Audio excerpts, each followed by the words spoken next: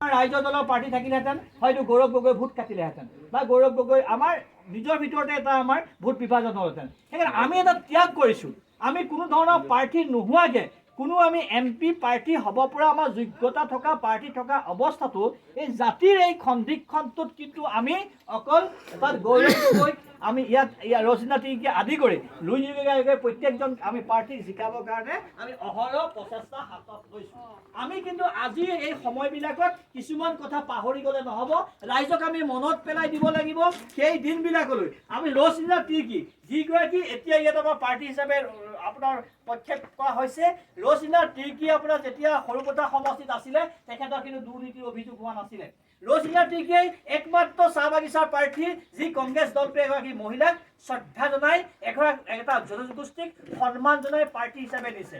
এই সমষ্টিটোৰ পৰা যদি ৰচনা টিকি জিকি যায় তেতিয়াহ'লে ভাৰতবৰ্ষৰ এটা চিনাকি নাম হ'ব কি প্ৰথম নতুন কাজিৰঙা সমষ্টিৰ পৰা অসমৰ পৰা প্ৰথম চাহ বাগিচাৰ মহিলা প্ৰতিনিধি হিচাপে অসম ভাৰতবৰ্ষত এটা গুৰুত্ব পাব। এটা কাইলৈ যদি আপোনাৰ হেৰি যদি জিকি যায় তাছা যদি জিকি অখিল গগৈ পাৰ্টি মানুহ মানে অখিল গগৈ পাৰ্টিয়ে দুখীয়া মানুহৰ কাৰণে মাত মাতিছে না মাতিছে। আমি অখিল গগৈ পাৰ্টিটোও ভাবিছোঁ কি যে এজনী চাহ বাগিচা ছোৱালী যিজনী মানুহৰ আপোনাৰ সময়ছোৱাতো মহিলাগৰাকীহে বুজি পাব। আজি বাবু গেৰেলা হৈ যোৱা বগা জাত এৰা সেই লিডাৰটোৱে গম পাব নেকি? তাইতো নাপাব। কিয়নো যোৰহাটতো তেওঁ খেদিছে বাগানে বাগানে, খেদাৰ কাৰণে ইয়াত উঠিছে। এতিয়া মই আপোনালোকক এটাই কৈছোঁ, আমি অখিল গগৈ পাৰ্টিটোৱেও এই কংগ্ৰেছৰ এই পাৰ্টিগৰাকীক আমি আক্লাচিকত ছাপোৰ্ট কৰিছোঁ। বুজি পাইছে? ৰচনা টিকি বাইদেউক আমি ছাপোৰ্ট কৰিছোঁ। আৰু যে আমাৰ যে আপোনাৰ লুইন গগৈক দেখিছে নহয় ধুনীয়াকৈ ল'ৰাটো যে টিভিত যে কৈ আছে লুইনজ্যোতি গগৈ পাৰ্টিটো আমাৰ ৰাতুল দা আছে, আমি সেই পাৰ্টিটো সহায় কৰিছোঁ। তাহলে আমি চব পাৰ্টি যদি আমি এক নহওঁ তেতিয়াহ'লে কি হ'ব গম পায়নে? আমাক 5 কিলো চাউলটো ফ্ৰী দিব হয়, অৰুণোদয় দিব হয়, আপোনাক 2000 টকা দি দিব হয়। এই বস্তুৰ দামবিলাক দেখিছেনে? দৰৱৰ দামবোৰ বাঢ়ি গৈছে নাই? পেটৰ বিষ, গা বিষ, জ্বৰৰ দৰৱ এই ডাবুলত ডাবুল কৰি দিছে। দৰৱৰ দামৰ পৰা আৰম্ভ কৰি এনেকুৱাই মানে আমাক কষ্ট দিছে। আমাৰ ল'ৰা ছোৱালী আৰু ভৱিষ্যতলৈ ভালকৈ পঢ়ুৱাই কৰি ডাঙৰ কৰিব নোৱাৰোঁ। সেইকাৰণে আপোনালোকক একো নকওঁ। আপোনালোকে মোক বহুতে হয়তো চিনি পাব পাৰে। এই যে আশে পাশে যে মদমুক্ত বাহিনী যে মদ যে বন্ধ কৰিছিলোঁ মনত আছে? এই যে লালে যে চুলাই বনোৱা যে গুড় বিকি আছিলে, সেইবোৰ যে ফেক্টৰী যে গুদাম চুদাম যে বন্ধ কৰি দিছিলোঁ মনত আছে? ৰঙাবাৰী যে ৰবি দাস যে চিনি পায় সেইটো আমি একেটা পাৰ্টি পাইছে সেইকাৰণে আপোনাক এটাই কৈছোঁ আমি একেলগে চবে ভোট দিব লাগিব দেই। আমি সকলোৱে সজাগ হ'ব লাগিব। এইটো নিৰ্বাচন আগৰ দৰে নিৰ্বাচন নহয়। এইখন যুঁজ আগৰ দৰে এখন যুঁজ নহয়। এইখন যুঁজত যদি আমি জিকিব নোৱাৰোঁ কিন্তু অসমীয়া জাতি কিন্তু নাথাকে, অসমীয়া সমাজ কিন্তু নাথাকে। অসমীয়া ধৰ্মৰ নামত আমাক ইটোৱে সিটো সম্প্ৰদায়ৰ মাজত আমাক কাজিয়া লগাই ধৰ্মৰ আফিং, মদৰ আফিং, ড্ৰাগছৰ ৰাখিম তেতিয়ালৈকে ধাৰৰ বোজা বস্তুৰ জুই চাই দাম। তাৰপিছতো তেওঁলোকে ক'ব কি যে দৰৱ বোলে ব্ৰেণ্ডেড দৰৱতহে দাম বাঢ়িছে। দৰৱত এটা মানুহে প্ৰেছাৰৰ দৰৱ আপুনি খাই আছে ৰেগুলাৰ, আপোনাৰ সেই দৰৱটোৱে খাব লাগিব। আপুনি আকৌ ব্ৰেণ্ডেড দৰৱ জেনেৰিক দৰৱ আপুনি বিচাৰি ফুৰিব নেকি? চিভিলত যদি যায় দৰৱ নাপায় বাহিৰতে কিনিব লাগিব। সেইকাৰণে এই দলটোক এই সময়ত হৰুৱাটো আমাৰ বহুত এটা দায়িত্ব আহি পৰিছে। আমি চব ৰাইজৰ দলৰ মানুহ। আমি অখিল গগৈ আজি আমি দলত আপোনাৰ দেখিছে জেল খাইছোঁ, আমি ত্যাগ কৰিছোঁ। আজি এই নিৰ্বাচনত জাতিৰ স্বাৰ্থত আমি এখনো আসনো বিচৰা নাই। আজি যোৰহাটত যদি অখিল গগৈ নিৰ্বাচন খেলিলেহেঁতেন তেতিয়া কি হ'লহেঁতেন? আমাৰ মাজতে সংঘাত আৰম্ভ হ'লহেঁতেন। আমাৰ অসমীয়া মানুহে গৌৰৱ গগৈ জিকোৱাটো বহুত প্ৰয়োজন। এই সময়টোত কলিয়াবৰত যিটোজন প্ৰতিনিধি দিছে কামাখ্যা প্ৰসাদ তাছা, যিজন মানুহ এটা কথা চাওক, লোকসভাত তেওঁ গ'ল, ৰাজ্যসভাত তেওঁ গ'ল, তেওঁ আপোনাৰ 8 চাৰ তেওঁ দায়িত্বত থাকিলে। আজিলৈকে যিজন প্ৰাৰ্থীয়ে নিজৰ বাগানখন বচাব নোৱাৰিলে, যিজন লিডাৰে নিজৰ ভেটিটো বচাব নোৱাৰে, তেওঁ লোকৰ ভেটি কি বচাব?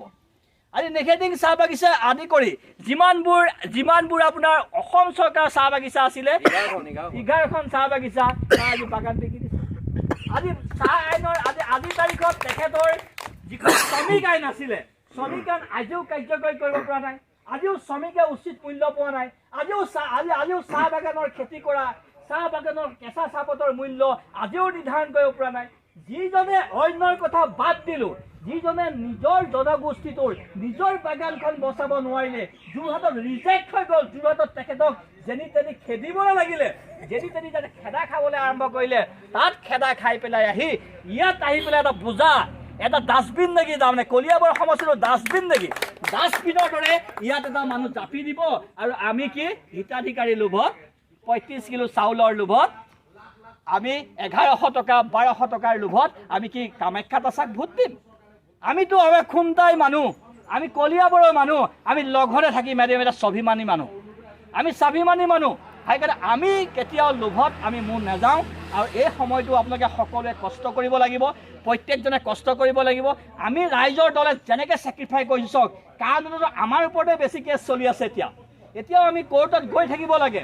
ইমানবোৰ কেছ চলাৰ পিছতো, ইমানখিনি আমি নিৰ্যাতন হোৱাৰ পিছতো আমি কিন্তু আজি তাৰিখত ছেক্ৰিফাই কৰিছোঁ। আমি এটা চিটো আমি বিচৰা নাই, আমি বিচাৰিছোঁ যে গৌৰৱ গগৈ লেখীয়া এজন মানুহ আমাক লাগে। আৰু গৌৰৱ গগৈ গোটেই ভাৰতবৰ্ষৰ চুকে কোণে গাঁৱে ভূঞে গৌৰৱ গগৈক চিনি পায়, কিন্তু আজি তাৰিখত তপন গগৈক কোনোবাই চিনি পায়, কোনোবাই আজি আপোনাৰ কামাখ্যা দাসক কোনোবাই চিনি পায়, কিন্তু আমাৰ এই সমষ্টিটোত ৰশ্মিনা তিৰ্কী, যিজনৰ পিতৃয়ে আজি আজীৱন জন্মৰ পৰাই আজীৱন তেখেতে চাহ জনগোষ্ঠীটোৰ বাবে কাম কৰিলে। আৰু যিগৰাকী আমাৰ এটা ৰেকৰ্ড হ'ব, ৰেকৰ্ড কি হ'ব যে প্ৰথম মহিলা সাংসদ চাহ বাগিচাৰ কোন? ৰশ্মিনা তিৰ্কী। এইটো ক'ৰ পৰা গ'ল? কাজিৰঙাৰ পৰা গ'ল। কাজিৰঙা নতুন সমষ্টি, নতুন কেণ্ডিডেট, আৰু আমাৰ প্ৰথম চাহ বাগিচাৰ এগৰাকী যে কেণ্ডিডেট আমি ইয়াৰ পৰা পঠাব পাৰোঁ, তেখেতে লোকসভাত দৃষ্টি আকৰ্ষণ কৰিবলৈ সক্ষম হ'ব। যে তেতিয়া ক'ব যে কাজিৰঙাৰ ৰশ্মিনাই যিকোনো এটা বিষয় উত্থাপন কৰাৰ ক্ষেত্ৰত যে এটা ৰেকৰ্ড হ'ব, যে আমি ৰেকৰ্ড কৰিম, আমি এটা ৰেকৰ্ড কৰিব লাগিব। সেই ৰেকৰ্ডৰ কাৰণে আমি আজিৰ পৰাই ৰাতিপুৱাৰ পৰা যিমান পাৰোঁ আমি ৰাতিপুৱা খোজকাঢ়িবলৈ যাওঁতে দোকানে পোহাৰে য'তে সুবিধা পাওঁ ততে আমি ইয়াত কেম্পেইন কৰিব লাগে, মানুহক এই কথাবোৰ বুজাব লাগে। আৰু তেওঁলোকে যে অৰুণোদয় ফৰ্ম আনি পেলাই যে ডুপ্লিকেট ফৰ্ম বনাই যে নিৰ্বাচনী আচৰণবিধি উলংঘা কৰিছে, সেই কথাবিলাক আমি হাতে লোতে ধৰি প্ৰশাসনক আমি সমজাই দিব লাগে। এইখিনি কথা আপোনালোকক ক'লোঁ। মই ভাবোঁ যে আমাৰ এই খুমটাই সমষ্টিটোৱে আমি কেতিয়াও হিতাধিকাৰী লোভত আমি লগনে থাকিম। আমি স্বাভিমানী এটা সমষ্টি। আজি আমাৰ ঘৰৰ হাতী খোৱাত বেছি দূৰত নহয়। মই আপোনালোকক ভালদৰে জানো যে আপোনালোকেতো ভোট দিব, আপোনালোকৰ নিজৰ মানুহ, কিন্তু মিতিৰ কুটুম মাহী পেহী য'ত যেনেকৈ আছে আমি ফোন মাৰক। এইখন এখন জাতি ৰক্ষাৰ যুঁজ, এইটো এটা নিৰ্বাচন নহয়, এটা খেলা নহয়। জাতিটোক ৰক্ষাৰ এই যুঁজখনত সকলোকে অংশীদাৰ হ'বলৈ মই আহ্বান জনাই মই মোৰ চমু বক্তব্য সামৰণি মাৰিলোঁ। জয় আই অসম।